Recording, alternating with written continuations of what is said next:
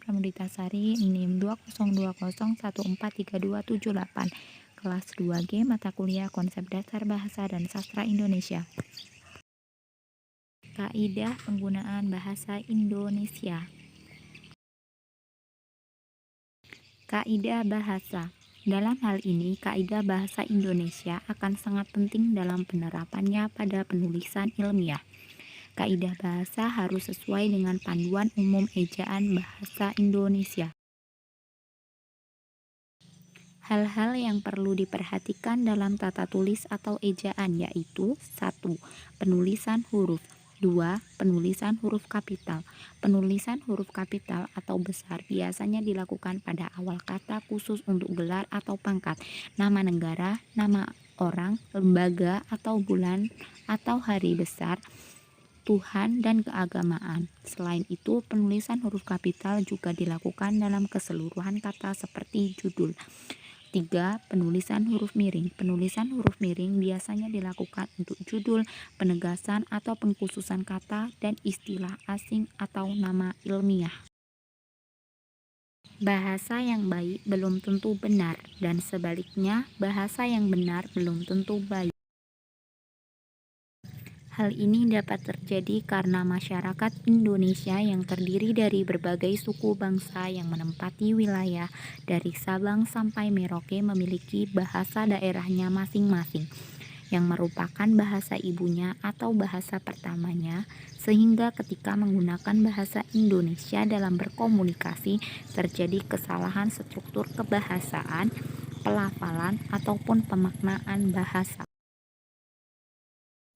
Bahasa yang baik adalah bahasa yang sesuai dengan situasi. Sebagai alat komunikasi, bahasa harus dapat efektif menyampaikan maksud kepada lawan bicara. Karenanya, laras bahasa yang dipilih pun harus sesuai. Ada 5 laras bahasa yang dapat digunakan sesuai situasi, berturut-turut sesuai derajat keformalannya. Ragam tersebut dibagi sebagai berikut. 1. Ragam beku atau frozen. Digunakan pada situasi hikmat dan sangat sedikit memungkinkan keleluasaan seperti pada kitab suci, putusan pengadilan, dan upacara pernikahan.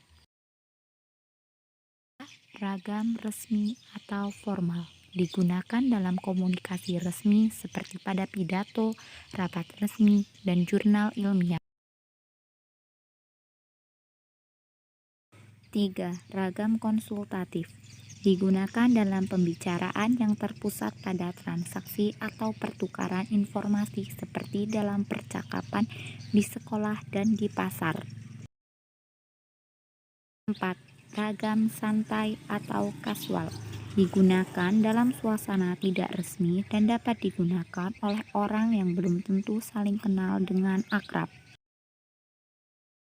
5. Ragam akrab atau intimate.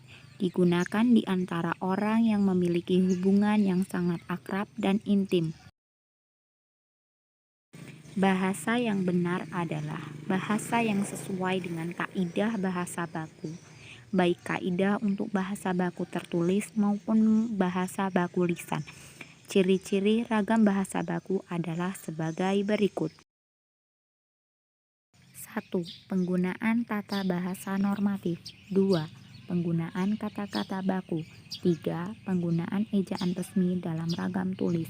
4. Penggunaan lafal baku dalam ragam lisan. 5. Penggunaan kalimat secara efektif.